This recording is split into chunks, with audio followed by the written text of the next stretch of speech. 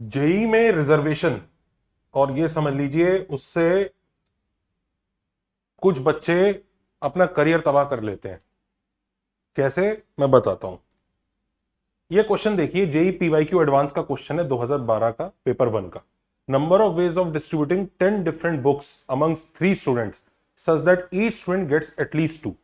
अब लोग कैसे सोचते हैं कि भाई मान लो पहले बच्चे को X1 मिल रही है, दूसरे को X2 मिल रही है, तीसरे को X3 बुक्स मिल रही है। मैं बताता हूं इसका रिजर्वेशन से क्या कनेक्शन है। तो तीनों को X1, X2 और X3 बुक्स मिल रही हैं रिस्पेक्टिवली। तो of course X1 plus X2 plus X3 equal to 10 होगा, जिसमें X1, X2, X3 जो है मिनिमम 2 होंगे, और हमें इस इक्वेशन के होल नंबर सॉल्यूशंस निकालने होंगे। और डेफिनेटली जैसे आप लोग जानते हैं कि X1, X2, X3 पर अगर मिनिमम की लिमिट लगी है तो हम X1 को 2 प्लस X1 डैश, X2 को 2 प्लस X2 डैश और X3 को 2 प्लस X3 डैश ले लेंगे, ताकि जो हमारे वेरिएबल फिर अल्टीमेटली इक्वेशन में आएंगे वो जीरो भी हो सकते हैं, क्योंकि हमारे पास जो फॉर्मुला होता है उसमें वो जो वेरिएबल होते हैं जिसके हम नंबर ऑफ सॉल्यूशंस काउंट करते हैं, जो हमारा formula n plus R minus one C R minus one, वो फॉर्मुले में वो वेरिएबल की मिनिमम वैल्यू जीरो हो सकती है। अभी अगर ये 2 की मिनिमम लिमिट है तो वो वर्क करेगा नहीं, तो इसलिए हम ये सब्स्टिट्यूट करते हैं और अब x1 dash, x2 dash, x3 dash zero हो सकता है। This many of the people already know. तो हमने ये वहां पर सब्स्टिट्यूट किया, क्योंकि दिस विल एंश्योर कि x1 dash can be zero, this can also be zero, this can also be zero, क्योंकि दिस प्लस 2 जब x1 बनेगा तो x1 मिनिमम 2 हो सकता है। बेसिकली हम ये कहना चाह रहे हैं कि X1 यानी पहले बच्चे को मिनिमम 2 बुक्स चाहिए ना, तो एक काम करो, उसको पहले से ही 2 बुक्स रिजर्व करके दे दो हर बच्चे को। भाई जिसको सबको दो दो दो दो मिनिमम चाहिए ना, तो पहले एक काम करो, 2 2 2 सबको दे के ही दो, और फिर बच्चे भी आराम से डिस्ट्रीब्यूट कर लेना। और इस प्रोसेस को जिसमें करते क्या है कि कुछ ऑब्जेक्ट्स को हमें डिस्ट्रीब्यूट करना होता है, बॉक्सेस में लोगों को देना होता है, और उसमें एक मिनिमम का रेस्ट्रिक्शन इंपोज होता है कि मिनिमम इतना होना चाहिए। तो हम इधर रिजर्वेशन टेक्निक का इस्तेमाल करते हैं। रिजर्वेशन टेक्निक एसेंशियली क्या है? टेक्निक बहुत सिंपल है कि पहले जिसको मिनिमम मिनिमम चाहिए उतनी उतनी दे दो, और बचे हुए को फ्रीली डिस्ट्रीब्यूट कर लो, क्योंकि हमारे पास जो फॉर्मुले होते हैं वो फ्रीली ऐसे डिस्ट्रीब्यूशन करने के होते हैं। तो इसी थॉट प्रोसेस को लोग यहां पर एग्जीक्यूट करते हैं कि 2 2 2 पहले तीनों को दे दी, और इसलिए जो बची हुई बची हैं, पहले वाले को अब कितनी मिलेगी, दूसरे को कितनी मिलेगी, तीसरे को कितनी मिलेंगी, उनको ऐड करके 4 आएगा, क्योंकि 2 2 2 2 ऑलरेडी पहली जा चुकी है। और इसका आंसर हमारा 4 प्लस 2 C2 यानी 6 C2 आंसर आ जाता है। क्यों आ जाता है ये आंसर? क्योंकि इस इक्वेशन के number of whole number solutions A1 plus A2 plus A3 plus till AR equal to n के n plus R minus one CR minus one होते हैं। ये होल नंबर सॉल्यूशंस है। यहां तक लोग काफी कुछ जानते हैं, पर ये रॉन्ग है। Of course this is wrong. Now why is this wrong? क्योंकि ये वाला जो मेथड है ये हम तब लगाते हैं जब ऑब्जेक्ट्स आइडेंटिकल होते हैं। यानी इसी क्वेश्चन में जो बुक्स हमें डिस्ट्रीब्यूट करनी थी, अगर वो आइडेंटिकल होती तो डेफिनेटली हम ये मेथड लगा सकते थे, कोई दिक्कत वाली बात नहीं। और ये रिजर्वेशन अप्रोच यहां पे मस्त वर्क करता कि भाई जिसको मिनिमम, इनफैक्ट तीनों को 2 2 2 ही नहीं, एक को 1, एक को 2 और एक को 3 भी चाहिए होती, वो भी कर जाता काम कि हाँ ठीक है, उसको 1 दे दो, उसको 2 दे दो, उसको 3 दे दो, फिर बची हुई को डिस्ट्रीब्यूट कर लो और बची हुई में होल नंबर सॉल्यूशंस वाला मेथड लगा लो। पर यहां पर बुक्स डिस्टिंक्ट है, तो यहां पर एक तो ये number of whole number solutions वाला ये जो हमने लगाया ना मेथड, ये एक तो रॉन्ग हो गया, ये नहीं चलेगा। फिर कैसे करेंगे? अब क्वेश्चन में क्योंकि डिफरेंट कहा है तो हम नए सिरे से सोचते हैं, और let us come to method 2। Thought वही रखते हैं कि सबको मिनिमम मिनिमम जितनी चाहिए वो बांट देंगे और बचे हुए को फ्रीली डिस्ट्रीब्यूट कर देंगे। अच्छा देखो, फ्रीली अगर हमें डिस्ट्रीब्यूट करना है यहां पर और 10 बुक्स हैं और ऐसे ही बोला जाता है कि बस डिस्ट्रीब्यूट कर दो, कोई रेस्ट्रिक्शन नहीं, कुछ नहीं, तो पता है आंसर क्या आता? आंसर आता भाई ये 10 बुक्स हैं, पहली बुक से पूछो कितने नंबर ऑफ वेज हुए, 3। दूसरी के पास, क्योंकि 3 में से कोई भी एक बॉक्स में जा सकती है वो, ये तीनों बॉक्स बॉयज को रिप्रेजेंट कर रहा है, box 1, box 2, box 3, boy 1, boy 2, boy 3। तो अगर हमने पहली बुक से पूछा कि भाई कितने वेज में जा सकते हो तुम, तो वो बोलेगा हाँ 3 में से कोई सा एक वे मेरे लिए है, इसमें भी 3 में से कोई सा एक, तो हर बुक के पास 3 3 3 वेज होंगे, जो अल्टीमेटली आंसर 3 की पावर 10 हो जाता है, विच इज रियली कूल। पर ये तब जब रेस्ट्रिक्शन नहीं होती है। हमें रेस्ट्रिक्शन है कि तीनों बॉक्स में यानी तीनों बॉयज को मिनिमम 2 2 2 रिजर्व करके आपको देनी ही पड़ेगी। तो अगर ये कहानी है तो हम लोग फिर वही रिजर्वेशन टेक्निक इस्तेमाल करने की कोशिश करते हैं कि ठीक है यार, पहले बॉक्स में अब 2 चॉकलेट जानी है, और इस बार क्योंकि चॉकलेट है, बॉक्स है, बुक्स हैं, कुछ भी है, जो भी चीज डिस्ट्रीब्यूट करनी है। अब पिछली बार तो हमने ऐसे ही 2 उठा के पहले वाले को दे दी, 2 दूसरे वाले को दे दी, जब हम रॉन्ग मेथड कर रहे थे आइडेंटिकल अज्यूम करके, 2 इसको दे दी, 2 इसको दे दी, 2 इसको दे दी, तो उसमें हमें फर्क नहीं पड़ रहा था कौन सी 2 दे रहे थे, क्योंकि सारी की सारी चॉकलेट या सारी की सारी बुक्स एक जैसी हैं, जो भी चीज डिस्ट्रीब्यूट कर रहे हैं वो सारी एक जैसी है। तो कौन सी 2 दे रहे थे पहले, कुछ फर्क पड़ नहीं रहा था। लेकिन अब वो 10 की 10 बुक्स एकदम अलग है। तो अगर बॉय 1 को हम 2 बुक्स पहले से ही दे रहे हैं, तो हमें डिसाइड करना पड़ेगा कि पहले वो कौन सी 2 बुक्स देने वाले हैं।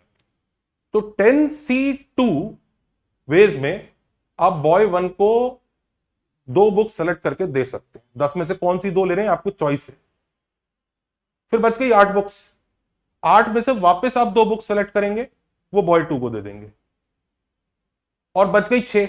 अब 6 में से वापस 2 बुक्स सेलेक्ट करेंगे, वो बॉय 3 को दे देंगे। इसके बाद आपके पास कितनी बुक्स बची? 4। आपने ये काम कर दिया, आपने तीनों बच्चों को मिनिमम 2-2 बुक्स तो दे दी हैं। अब ये जो 4 बुक्स हैं, इनको कहीं भी जाना आप अलाउ कर देंगे कि हाँ यार तुम्हारे को टेंशन नहीं है। तुम अगर बॉय 1 के पास चले जाओगे, मान लो चारों के चारों, तो ऐसा हो जाएगा, इसको 6 मिल गई, इसको 2 मिल गई, फिर इसको 2 मिल गई। तुम चारों बुक्स कहीं भी चले जाओ, तो उन चारों बुक से भाई पहली बुक के पास कितने वेज हुए? 3। वो तीनों बॉयज में से किसी भी एक के पास जा सकती है। दूसरी बुक के पास कितने वे हुए? 3, क्योंकि वो तीनों में से किसी भी बॉय के पास जा सकती है। तो यही जो चारों बुक्स हैं, हर एक के पास 3-3-3 वे हुए, क्योंकि सबको ऑलरेडी 2-2 तो मिल गई हैं। अब इससे जो आंसर 3 की पावर 4 आएगा, वो आप इसमें मल्टीप्लाई कर देंगे, क्योंकि अल्टीमेटली आपने क्या किया कि पहले 2-2 सबको रिजर्व करके दे दी, उसके बाद बची हुई को डिस्ट्रीब्यूट कर दिया नॉर्मली 3 की पावर 4, और ये मल्टीप्लाई करके हमारा ये आंसर आ जाता है। Now even this is wrong, ये भी गलत है। ऑल्दो लॉजिक एकदम साउंड लग रहा है कि सही कर तो रहे हैं कि भाई ये खड़े 3 बच्चे, सबको हमें मिनिमम 2-2 बुक्स देनी है। मैंने 10 में से 2 उठाई, इसको दे दी, बची हुई 8 में से 2 उठाई, उसको दे दी, 6 में से 2 उठाई, इसको दे दी। अब यहां 4 बची है, इन 4 बुक्स को बस इन 3 में डिस्ट्रीब्यूट करना है, 3 की पावर 4, मल्टीप्लाई कर दूंगा, आंसर आ जाएगा। पहले ये चॉइस इसलिए नहीं करना पड़ा था 10C2 वगैरह, क्योंकि सारी बुक्स आइडेंटिकल थी। तो उस केस में तो मैंने ऐसे ही 2-2 दे दी, सारी बुक्स एक जैसी हैं। मान लीजिए सब की सब books let's say HC Verma है, सेम प्रिंट, सब कुछ सेम, तो सबको 2-2 आपने बांट दी। अब जो बची हुई यहां पे बुक्स हैं, उसमें आपने वो लगा लिया था x1 plus x2 plus x1 dash plus x2 dash plus x3 dash is equal to 4, उससे आंसर निकाल लिया था। तो पिछली बार आंसर रॉन्ग था क्योंकि हमने चीजें आइडेंटिकल मान के किया था, लॉजिकली गलत नहीं था। इस बार हमने डिस्टिंक्ट मान के किया है, तो ये लॉजिकली रॉन्ग है। मैं बताता हूं क्यों रॉन्ग है। क्योंकि जो रिजर्वेशन वाला जो अप्रोच है ना, ये आइडेंटिकल ऑब्जेक्ट्स में अलाउड होता है, डिस्टिंक्ट में अलाउड नहीं होता है। अगर आप डिस्टिंक्ट वालों में भी वही लॉजिक लगाएंगे जो आपने आइडेंटिकल में लगाने की कोशिश की है, जो बुक्स आपको डिस्ट्रीब्यूट करनी है, तो आपका आंसर रॉन्ग आएगा। जेई एडवांस का वो PYQ, उसमें डिफरेंट बुक्स दी हुई हैं। आपने अगर वहां वाला लॉजिक कि आइडेंटिकल में भी तो ऐसे ही करते हैं, 2-2 पहले बांट देंगे और फिर कर देंगे, वो लॉजिक यहां लगाया, तो you will get wrong answer. Now why will you get wrong answer? Actually PNC के चैप्टर में 4 मोस्ट कॉमन एरर्स होते हैं बच्चों, ये उनमें से एक है, और इसी को हम रिजर्वेशन एरर बोलते हैं। ये रिजर्वेशन एरर तभी होती है जब हम डिस्टिंक्ट ऑब्जेक्ट्स को ऐसे पहले से रिजर्व करके और फिर बचे हुए ऑब्जर्व को ऐसे फ्रीली डिस्ट्रीब्यूट करने की कोशिश करते हैं। और ध्यान दीजिए, ये एरर तब नहीं होता है जब ये काम हम आइडेंटिकल ऑब्जेक्ट्स के साथ करते हैं। तो आइडेंटिकल ऑब्जेक्ट्स में रिजर्वेशन बहुत मस्त टेक्निक है, पर डिस्टिंक्ट ऑब्जेक्ट्स में रिजर्वेशन एक धोखा है, गड़बड़ है, करियर तबाह हो सकता है, तो थोड़ा ध्यान रखिए। अब वो जो 4 एरर है PNC की, उसमें से ये एक एरर है रिजर्वेशन एरर। इस एरर का मैं आपको सबसे पहले सिम्टम दिखाता हूं कि इसमें हो क्या रहा है। मान लीजिए 3 बॉयज हैं और ये 10 किताबें हैं, K1 K2 K3 से लेकर K10। पहले तो ये समझते हैं कि एरर हो क्यों रहा है, सिम्टम देखते हैं, फिर उसको ठीक करने का तरीका भी देखेंगे, फिर हम जनरल अप्रोच भी सीखेंगे, और फिर उसको आगे अच्छे से समझेंगे। पहले एरर हो क्यों रहा है, मतलब एरर है भी कि नहीं, या मैं झूठ ही बोल रहा हूं, एक बार ये भी देखते हैं। तो जैसे मान लीजिए आपने 10C2 किया। अब 10C2 में आपने कोई सी 2 बुक उठा के B1 को दे दी, पूरे स्टोरी की तरह इमेजिन कीजिए, it is all about story. तो आपने कहा कि हाँ भाई ठीक है, मान लीजिए K1 और K3 मिल गई इसको, अभी इसके पास K1 K3 है। फिर आपने कहा कि चलिए 8C2 में डिस्ट्रीब्यूट करता हूं Y2 को, उसको मान लीजिए K2 K4 मिल गई। फिर आपने 6C2 किया और उसको मान लो K5 K6 मिल गई। फिर आपने 3 की पावर 4 की। अब वो जो बची हुई बुक्स हैं K7 K8 K9 K10, ये जो 4 बुक्स है ये किसी भी तरह से जा सकती हैं। और मान लीजिए ऐसा हुआ कि इन्होंने ऐसा डिसाइड किया कि भाई K7 तुम इधर चले जाओ, K8 इधर, K9 और K10, ऐसा डिसाइड किया। तो अल्टीमेटली आपका आंसर क्या आया, यहां K7, यहां K8 और यहां K9 K10।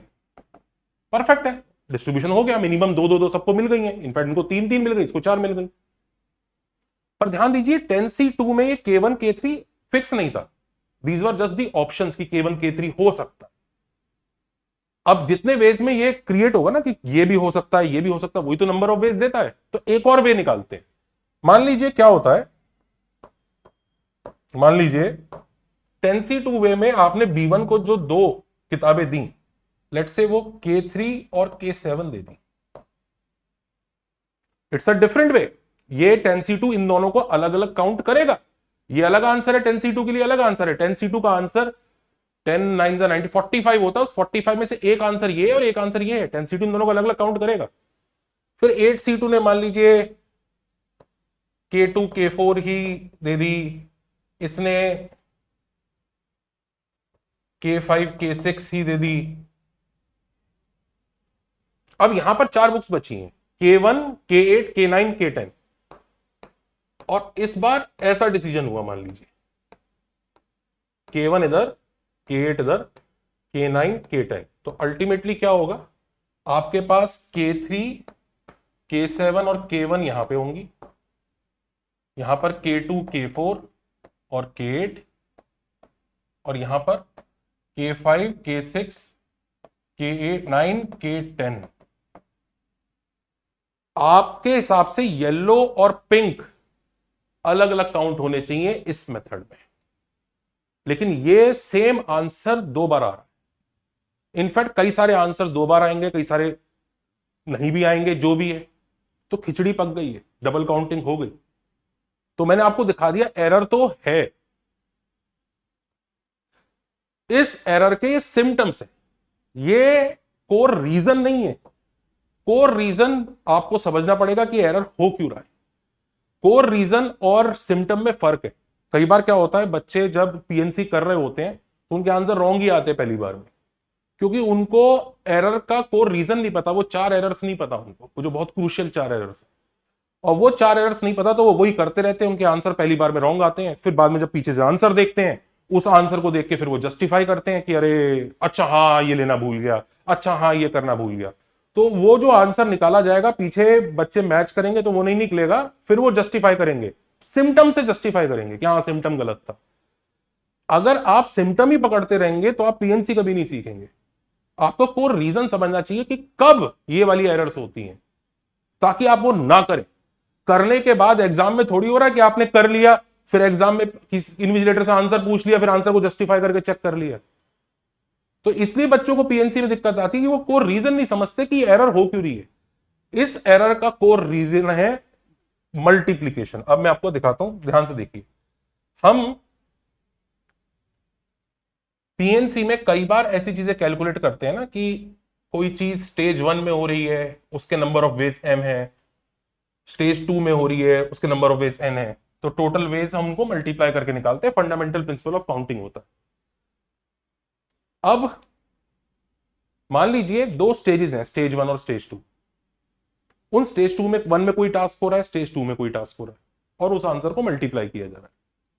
अब एक चीज ध्यान से देखिए, अगर कोई भी यूनिक ऑब्जेक्ट ये क्लेम कर पा रहा है कि उसे सेम टास्क करने का चांस स्टेज 1 और स्टेज 2 दोनों में मिल रहा है, जिनको आप मल्टीप्लाई कर रहे हैं, ये कोर रीजन है, तब एरर हो जाएगा। जब भी ऐसा होगा, जब भी ऐसा होगा कि कोई भी ऑब्जेक्ट, चाहे वो एक ही हो, एक ऑब्जेक्ट ने भी अगर ऐसा क्लेम किया ना कि यार मैं यही काम तो स्टेज 1 में भी कर सकता था, वहां पे नहीं हुआ, कोई बात नहीं, तो यही काम मैं स्टेज 2 में कर लूंगा, और फिर आप उन आंसर्स को मल्टीप्लाई कर रहे हैं, एरर हो गई। ध्यान दीजिए, इधर यही काम हो रहा है। स्टेज 1 में आपने ये व्हाइट वाले आंसर्स निकाले, 10C2 में मतलब आपने 10 की 10 बुक्स से पूछा क्या तुम्हें बॉय 1 के पास जाना है, तो 10 की 10 को बॉय 1 के पास जाने का चांस मिला था, उसमें से 2 सक्सेसफुल हो गई, 8 अनसक्सेसफुल हो गई। फिर वो 8 को आपने बॉय 2 के पास जाने का चांस दिया, उसमें से 2 सक्सेसफुल, 6 अनसक्सेसफुल। 6 को फिर बॉय 3 के पास जाने का चांस दिया, तो 2 सक्सेसफुल, 4 अनसक्सेसफुल। ये जो 4 है, इन्हें बॉय 1 के पास जाने का चांस भी मिला था स्टेज 1 में, बॉय 2 के पास भी, बॉय 3 हर बार अनसक्सेसफुल हुई, चांस मिला था। अब आप 3 की पावर 4 में उनसे वापस पूछ रहे हो कि यार बॉय 1 के पास जाना है, बॉय 2 के पास जाना है, बॉय 3 के पास जाना है, तो 3 की पावर 4 हो। तो देखो, इनको सेम टास्क करने के 2 चांसेस मिल रहे हैं जिन्हें आप मल्टीप्लाई कर रहे हैं। That will always create error, हमेशा ये गड़बड़ होगी, क्योंकि ये मान लीजिए एक बुक K8 है, K8 जब इधर से बॉय 1 को मिलेगी और इधर से बॉय 1 को मिलेगी, उसको अलग अलग काउंट करेगी, जबकि अल्टीमेटली तो बॉय 1 को ही मिलना है, K8 को, वो एक ही काउंट होना चाहिए। ये थोड़ी कि पहले मिला बाद में मिला, कोई टाइम फैक्टर थोड़ी है। हाउएवर, अगर टास्क डिफरेंट कर दें आप स्टेज 1 और स्टेज 2 के, तो कोई इशू नहीं है। फॉर एग्जाम्पल, ये देखिए question, find the number of ways to distribute 10 different books, वापस डिफरेंट है, 3 boys such that they get 2 each in class 11th। तो क्लास 11th के शुरू में उन तीनों बच्चों को 2-2 किताबें दे देनी है, and remaining books are randomly given to their mothers, उनकी मम्मियों को देनी है, मे बी वो प्राइज वाली बुक है, वंस दे क्लियर जेई। तो 2-2 किताबें हो सकता है, उधर 10 बुक्स हैं, उसमें से 2-2 कोर्स की बुक किताबें हैं, 6 कोर्स की किताबें हैं, उनमें से मतलब जो भी है, उनमें से कुछ बुक्स ऐसी हैं कि जिनको पहले ही 2-2 करके दे देना है। मतलब सारी बुक्स हैं ऐसी, और कोई ऐसा नहीं है कि कुछ बुक्स रिजर्व है कि पहले देनी है बाद में देनी है, ऐसा कुछ नहीं है। पर वो डिसाइड किया गया कि 2-2 तो 11th में ही दे देंगे, फिर ये 4 हमारे पास बची रह गई, इनको सेशन खत्म होने के बाद लास्ट में इनकी मम्मियों को देंगे। सपोज करो ये थॉट लिया गया। इस थॉट के हिसाब से ये 10C2 बॉय 1 को मिली 11th में, ये 8C2 मिली बॉय 2 को, 6C2 मिली बॉय 3 को, ये 3 की पावर 4 बॉय 1 को नहीं मिल रही है, ये आइदर मम्मी 1 और मम्मी 2 और मम्मी 3 को मिल रही है। इस केस में वो दोनों अलग काउंट होने चाहिए। क्यों होने चाहिए? क्योंकि इधर देखिए, इस केस में ये दोनों के दोनों सेम नहीं है। ये क्यों सेम नहीं है मैं बताता हूं। क्योंकि फर्स्ट केस में हुआ क्या था, आपको K1 K3 मिली थी बच्चे को और ये मिली थी मम्मी को। इस केस में K3 K7 मिली है बच्चे को और ये मिला है मम्मी को। तो ये और ये अलग ही काउंट होने चाहिए था और अलग काउंट हो रहे हैं। तो इस लॉजिक के हिसाब से समझिए कि जब भी आप मल्टीप्लीकेशन कर रहे हैं और जो 2 स्टेजेस हैं, उन स्टेजेस में कभी भी अगर ऐसा हो रहा है ना कि कोई ऑब्जेक्ट आके ऐसा बोल रहा है भाई अपनी चांदी है, क्यों? अपने को यार वही काम करने का चांस स्टेज 1 में मिल रहा था और वही काम करने का चांस स्टेज 2 में मिल रहा है, स्टेज 1 में फेल हो गए तो स्टेज 2 में पकड़ लेंगे। स्टेज 2 में जब भी ऐसा होगा मल्टीप्लीकेशन में आप एरर कर देंगे। That is the core reason. और इसकी वजह से आपको वो सिम्टम दिखते हैं कि डबल डबल काउंटिंग होती है। सिम्टम पे मत जाइए, रीजन को समझिए। Nonetheless, if you have understood this, now let's come to the method 3 कि भाई अब रिजर्वेशन हम लगा नहीं सकते क्योंकि ऑब्जेक्ट्स डिस्टिंक्ट है। ऑब्जेक्ट्स आइडेंटिकल में तो बड़े मजे से लगाया हमने reservation. In fact let me tell you, distribution problems ना 4 तरह की होती हैं। जिन ऑब्जेक्ट्स को डिस्ट्रीब्यूट करना है, जैसे बुक्स हैं, और जिनको डिस्ट्रीब्यूट करना है उन्हें बॉयज नहीं बोलते, लेट्स से बॉक्सेस बोलते हैं। तो केस 1 ऐसा हो सकता है कि सारी बुक्स डिस्टिंक्ट और सारे बॉक्सेस डिस्टिंक्ट। केस 2 ऐसा हो सकता है सारी बुक्स आइडेंटिकल पर बॉक्सेस डिस्टिंक्ट। केस 3 ऐसा हो सकता है कि सारी बुक्स डिस्टिंक्ट पर बॉक्सेस आइडेंटिकल। और केस 4 हो सकता है सारी बुक्स भी आपस में आइडेंटिकल और सारे बॉक्सेस भी आइडेंटिकल। इन सारे केसेस में जब भी डिस्ट्रीब्यूशन होगा और आपको मिनिमम का क्राइटेरिया होगा, आप सिर्फ जब बुक्स आइडेंटिकल होंगी तभी रिजर्वेशन के बारे में सोच सकते हैं, अदरवाइज एरर होगा। क्योंकि आइडेंटिकल बुक्स में होता क्या है, जब आइडेंटिकल बुक्स है तो you are not actually giving them any chance. कोई चांस नहीं है कि आपने पहले उसको दिया फिर वो बुक इधर आके दोबारा चांस। वो एक बाय डिफॉल्ट सेटिंग है, वो 2-2-2-2 रख के वहीं पे ही आपने रखा हुआ है। अब हम बात कर रहे हैं कि अगर हमें रिजर्वेशन लगाना पड़ा जब जो चीज डिस्ट्रीब्यूट हो रही है वो डिस्टिंक्ट है, तो क्या करेंगे? तो देखो, पहला तरीका ये है कि आप टेबल बना लीजिए। It is good for small numbers but very important for JEE. लोग इस मेथड को देख के सोचते हैं अरे यार ये तो क्या है, बच्चों वाला मेथड है। बच्चों वाला मेथड नहीं है, ये बहुत इंपॉर्टेंट है, जेई को पसंद है। टेबल बना लो, टेबल में केसेस लिख लो कि क्या केसेस हो सकते हैं बॉय 1, बॉय 2, बॉय 3 के। तो ये केसेस हमने बनाए हैं 226, 235, 244, 334।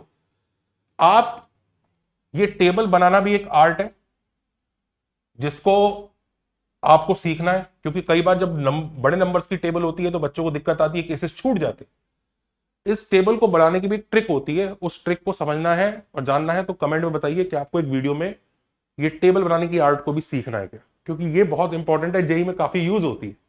फिलहाल हमने मान लीजिए टेबल बना लिया और मैंने कोई ऐसा ज्यादा दिमाग लगा नहीं बनाया, बन गया बस, अभी सोचो यही सही है। तो ये टेबल है। अब इस टेबल में फर्स्ट केस जिसमें एक को 2, एक को 2 और एक को 6 मिल रही है, उसके नंबर ऑफ वेज काउंट करने।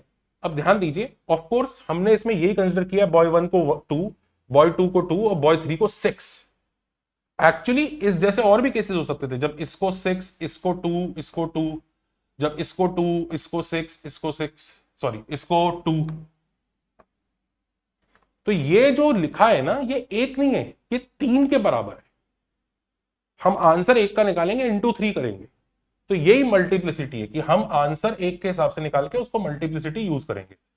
तो पहले हम 2 बुक्स B1 को दे दी, फिर 8 बुक्स B2 को दे दी। कोई एरर नहीं है, क्योंकि इधर जो चांस मिला था वो B1 के लिए मिल रहा था, इधर चांस मिल रहा है B2 के लिए, कोई एरर नहीं हुआ।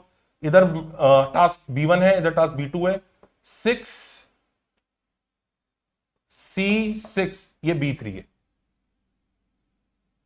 कोई भी ऑब्जेक्ट ये नहीं कह पा रहा है कि मुझे सेम काम करने के लिए दोबारा चांस मिल रहा है। इंटू 3, क्योंकि ऐसे 3 केसेस होंगे, 262, 226, 622।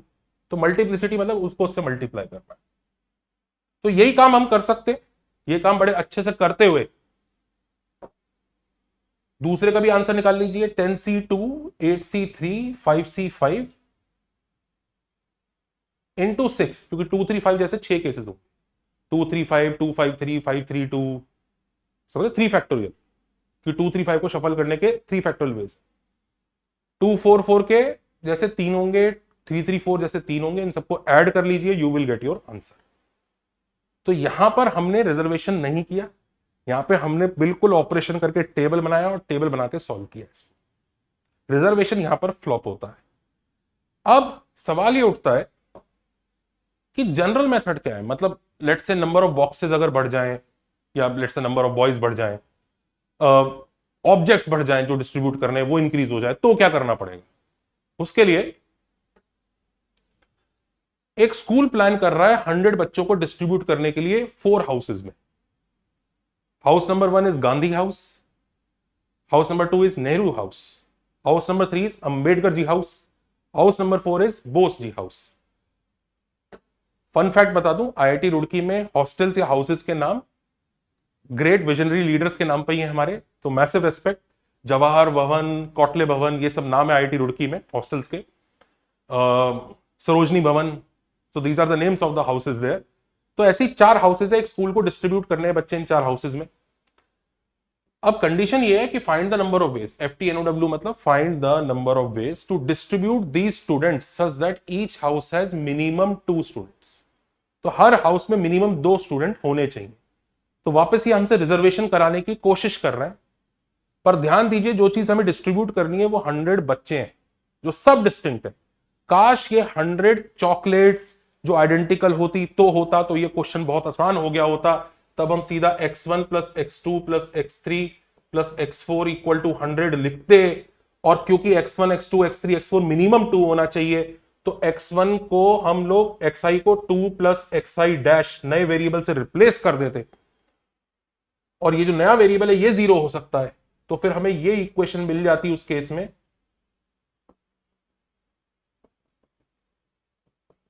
2 2 4 2 8, 8 चला गया 92, तो 95C3 उस केस में आंसर आ जाता अगर ये स्टूडेंट्स की जगह आइडेंटिकल चॉकलेट्स या आइडेंटिकल बॉल्स या आइडेंटिकल फ्लावर्स, कुछ ऐसी चीज होती। लेकिन अफसोस ये स्टूडेंट्स है। अब क्या यहां टेबल बनाएंगे? ट्राई कर लीजिए, टेबल बनाने की सोचिए, मजा आ जाएगा। Gandhi ji house, Nehru ji house, Ambedkar ji house, Subhash Chandra ji house, Bose. पहले को 2 2 2 94 करो, करो, बनाओ टेबल, बनाओ। बनाओ, लेंदी हो जाएगा। अब यहां पर ना हम लोग इसको काउंट करेंगे एक रिवर्स मेथड से। रिवर्स क्योंकि आसान पड़ेगा यहां पे, कि हम लोग टोटल वेज निकालेंगे, टोटल में से रॉन्ग सब्ट्रैक्ट करेंगे।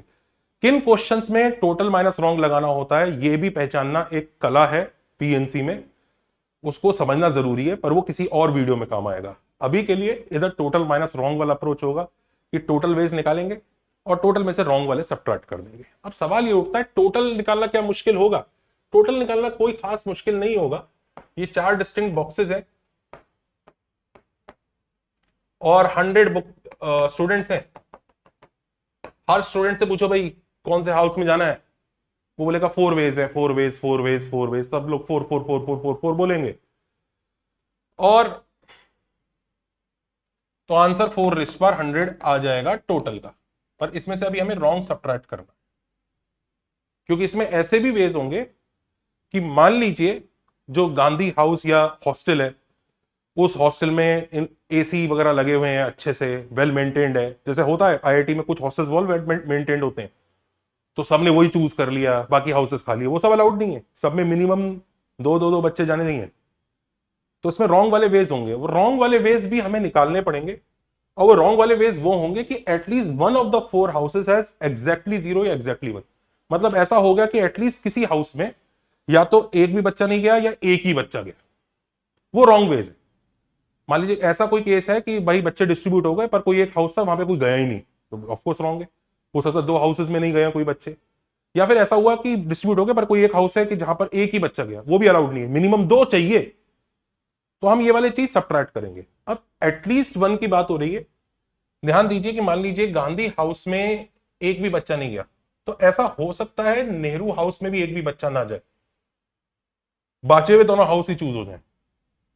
तो ये जो केसेस है ना कि जी इज द इवेंट की गांधी हाउस में 1 या 0 ही बच्चा गया, नेहरू हाउस में 0 या 1 ही बच्चा गया, अंबेडकर हाउस में 0 या 1 ही बच्चा गया, बोस हाउस में 0 या 1 ही बच्चा गया, ये इवेंट साथ में कोएग्जिस्ट कर सकते हैं।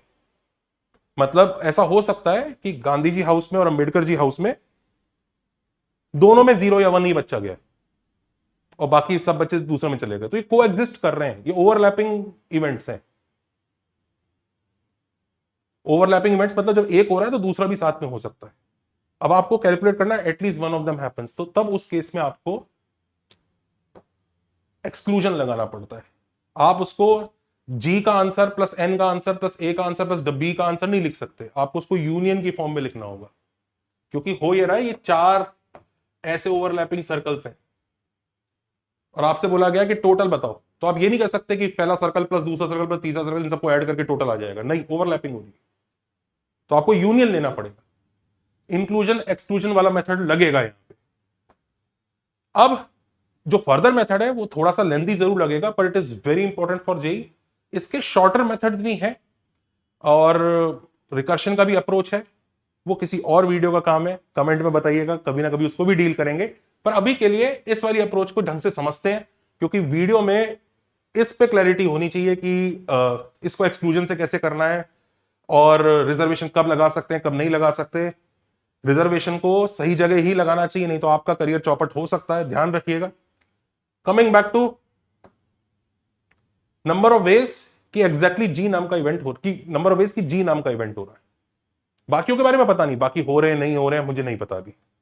जी नाम का इवेंट मतलब या तो गांधी हाउस में एक भी बच्चा नहीं गया या फिर गांधी हाउस में एग्जैक्टली एक ही बच्चा गया, यही 2 केसेस हैं जी नाम के इवेंट में। अब गांधी हाउस में अगर एक भी बच्चा नहीं गया तो गांधी हाउस पे लेट से ताला लगाते हैं और बच्चों को बोलते हैं कि जाओ बाकियों में जाओ, तो बच्चे 3 की पावर 10 100 क्योंकि 3 हाउसेस दिख रहे हैं बच्चों को, बच्चे के पास 3 ऑप्शन है, आपने गांधी हाउस तो क्लोज कर दिया है एग्जैक्टली जीरो वाले के लिए। तो इसमें गांधी हाउस आपने क्लोज कर दिया कि वहां एक भी नहीं भेजना है अभी आपको, तो आपने ध्यान रखिए हम रॉन्ग वाले वेज निकाल रहे हैं इसलिए आ रहा है। एक्चुअली तो आपको गांधी हाउस में मिनिमम 2 भेजने, हम रॉन्ग वाले में एटलीस्ट 2 का उल्टा क्या होता है, एग्जैक्टली 0 और एग्जैक्टली 1, तो ये रॉन्ग वाले में इसलिए काउंट हो रहा है। तो एग्जैक्टली 0 का आंसर 3 की पावर 100 आएगा कि गांधी हाउस में आपने लॉक लगाया और बचे हुए 100 बच्चों को बोला कि जाओ, अब वो 3 हाउसेस दिख रहे हैं, बच्चे 3 की पावर 100 वेज में चले जाएंगे। दूसरा सिनेरियो कि गांधी हाउस में एग्जैक्टली एक ही बच्चा जा रहा है, तो आपने को सबसे पहले 100C1 वे में एक बच्चा वहां से बुलाना होगा, इधर आ जाओ, जाओ गांधी जी हाउस में जाओ, वो गया। अब वहां कितने बच्चे बचे, 99, उन बच्चों को बोलो जाओ डिस्ट्रीब्यूट हो जाओ, तो वो बोलेगा 3 की पावर 99, क्योंकि 99 बच्चों के पास 3 ऑप्शन है, कोई रिपीटेशन नहीं हो रहा है मल्टीप्लीकेशन वाला। क्यों, क्योंकि इन 99 बच्चों को पहले 100C1 में इन्वॉल्व थे, पर इन्हें चांस मिला था गांधी हाउस का। अब वो जो 3 की पावर 99 है, वो जो चांस है वो गांधी हाउस का नहीं है, वो रिमेनिंग 3 का चांस है। तो कोई भी ये नहीं बोल पाएगा मुझे गांधी हाउस में 2 बार चांस मिला, तो वो एरर नहीं है, तो ये मल्टीप्लीकेशन एकदम परफेक्ट है। अब अगर ये चीज हमें समझ में आती है तो नंबर ऑफ वेज ऑफ जी भी आ गया एक्चुअली, क्योंकि क्वेश्चन एकदम सिमेट्रिकल है। नंबर ऑफ वेज ए नाम का इवेंट हो, नंबर ऑफ वेज बी नाम का इवेंट हो, नंबर ऑफ वेज एन वाला इवेंट हो कि नेहरू हाउस में एग्जैक्टली 0 एग्जैक्टली 1 जा रहे हैं, उन सबका आंसर भी यही आएगा। कई बच्चे गड़बड़ क्या करेंगे, इसी आंसर को 4 बार ऐड कर देंगे, बोलेंगे ये टोटल रॉन्ग। मैंने आपको फिर बताया कि ये चारों केसेस ऐसे ओवरलैप करते हुए केसेस हैं, आप चारों को ऐड करके टोटल नहीं बोल सकते, क्योंकि बीच में कई सारे डबल काउंटिंग हो रही है। खैर आगे चलते, तो इसको हमने लेट से अल्फा मान लिया कि जी नाम का इवेंट हो रहा है, तो उसका नंबर ऑफ वेज अल्फा है। अब इंक्लूजन एक्सक्लूजन में जी इंटरसेक्शन एन वाले इवेंट्स भी आएंगे ना, क्योंकि आपको पता है ना इंक्लूजन एक्सक्लूजन का फॉर्मूला क्या बनता है, वो ये बनता है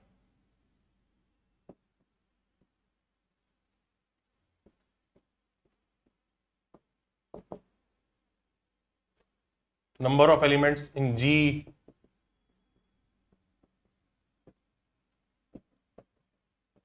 ये। अब ये यही हो जाता अगर ओवरलैपिंग नहीं होते, माइनस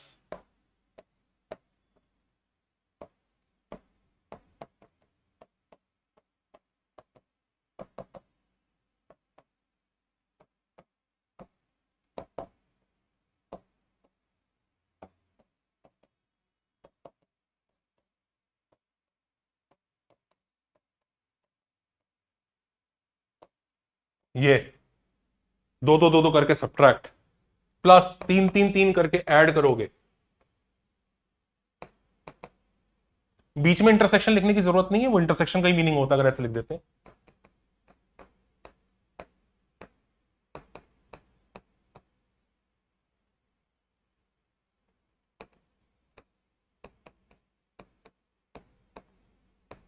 माइनस चारों एक साथ, ये बनता है। तो हमें यही निकालना है, हमने अभी तक आंसर इसका निकाला है। और ध्यान दीजिए ये जितने पे भी रेड लगाए उन सबके आंसर इक्वल होंगे, जितनों पे भी मैं पिंक टिक लगा रहा हूं इनके आंसर इक्वल होंगे।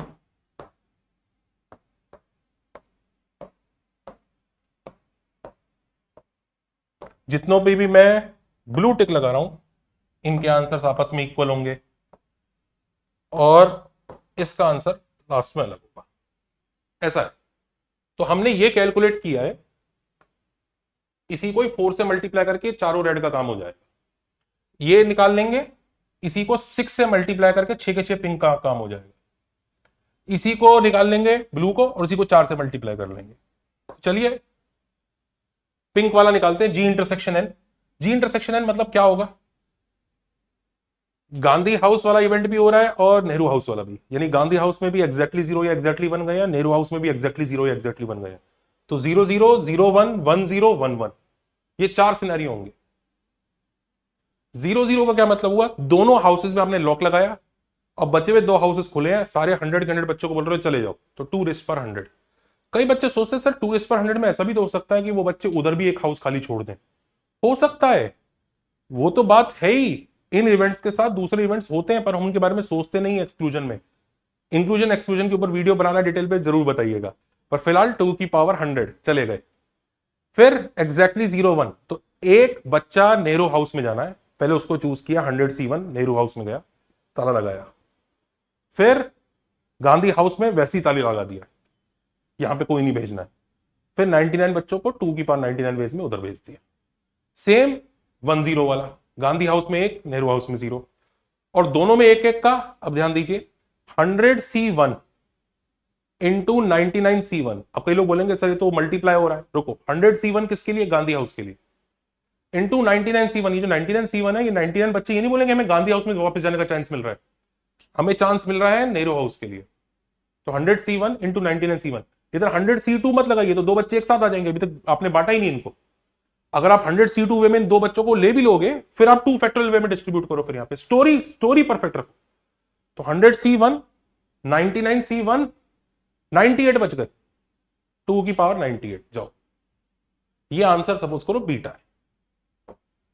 गामा देखिए तीनों के लिए हो रहा है, तो ऐसा हो सकता है तीनों में 00, 001, 010, 100, 011, 101, 110, ये एग्जैक्टली 000 का मतलब तीनों में आपने ताला लगा दिया, सबके सबको आपने बोस हाउस में भेज दिया, तो 1 की पावर 100, वो एक ही वे होगा।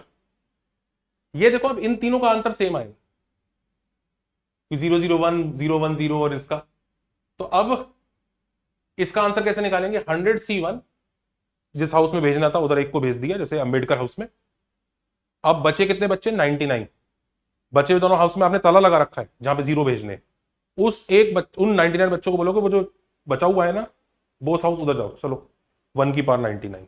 और ऐसा ही आंसर इसका आएगा, ऐसा ही इसका, ऐसा ही इसका, इसलिए इंटू 3 बिकॉज ऑफ मल्टीप्लिसिटी कि 3 बार हो रहा है, इसलिए 3 बार मल्टीप्लाई। सेम चीज 011 के लिए करते हैं, एक बच्चा इस हाउस में, एक बच्चा इस हाउस में। मान लीजिए ये है गांधी, ये है नेहरू, अंबेडकर हाउस में लॉक लगाया, बच के कितने? 98 बच्चे, उन्हें बोस हाउस में भेज दिया। और ये भी 3 बार आएगा, इसलिए इंटू 3। तीनों में एक एक चाहिए, तो 100C1, 99C1, 98C1, Gandhi, Nehru, Ambedkar ji, 1/97, 97 बच्चों को वापस। ये आपका गामा है। What about delta? कि चारों हाउसेस में ताला लगा दिया और बच्चों से बोल रहे हो जाओ हाउसेस में जाओ। बच्चे कहेंगे अरे सर क्या कर रहे हो, हॉस्टल ही अलॉट नहीं कर रहे हो आप, तो यार ये कोई चल रहा है क्या? तो वो 0 होगा। भाई बच्चे तो भेजने ही है कहीं ना कहीं, तो चारों में लॉक थोड़ी लगा सकते हैं। परफेक्ट। तो हमारा आंसर 4/100 माइनस ये वाले जो वेज थे ना चारों थे, तो 4 times alpha minus 6 times beta, इसके अंदर 4 होंगे ऐसे, 4 टाइम्स गामा माइनस 0 होगा। तो दिस इज आवर आंसर। तो हम आराम से इंक्लूजन एक्सक्लूजन से इसका आंसर निकाल सकते हैं, जो जेई की एक काफी इंपॉर्टेंट टेक्निक है। इसमें काफी सारी चीजें, काउंटिंग ऑफ फंक्शंस वगैरह बहुत चीजें इस पर डिपेंड करती हैं, इसके लिए आपको इंक्लूजन एक्सक्लूजन काफी अच्छे से समझना है।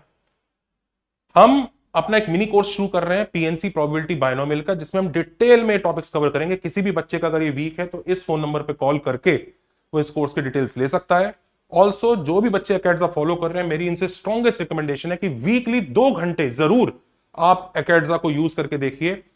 बच्चों देखो पढ़ते सब लोग हैं, लेक्चर बेस्ट टीचर से सब लोग अटेंड कर रहे हैं, बुक्स सबके पास हैं, फिर भी सिलेक्शन उसका होता है, इसकी सेल्फ स्टडी में कुछ करंट होता है। आपको पता है आप अकेडजा दोस्त पे क्या क्या कर सकते हैं? आप खुद को कंपेयर कर सकते हैं कि मान लीजिए आपकी ड्रीम है मेरी रैंक 1000 आ जाए, आप रैंक 1000 से अपनी स्पीड और एक्यूरेसी को कंपेयर कर सकते हैं। वो एकदम ग्राफ बना के आपको अच्छे से दिखाएगा। आप कोई भी टेस्ट देंगे वो आपके डेंजर एरियाज वगैरह वहां पे लिख के दिखाएगा कि these are your danger areas, और इसको इंप्रूव करने के लिए यहां बटन दबाओ और वहां आपको वो चीज मिलेगी। आपको कोई भी एक पर्टिकुलर चीज समझनी, जैसे पूरा फिजिक्स समझ में आ रहा है, बस प्रोजेक्टाइल और इंक्लाइंड प्लेन नहीं आ रहा, सर्च कीजिए प्रोजेक्टाइल इंक्लाइंड प्लेन, वहीं पे मिल जाएगा आपको और वहीं पूरा पढ़ा दिया जाएगा। Use it for 2 hours. जो पढ़ रहे हो वो सब कर, 2 घंटे के लिए उस पर टाइम डिवोट करो and see the magic. Next, कोई टेस्ट सीरीज क्रैश कोर्स ना लें, 30 सितंबर तक मेरा बर्थडे आ रहा है, तो मैं कुछ ना कुछ उसमें अच्छा अनाउंस करने जा रहा हूं।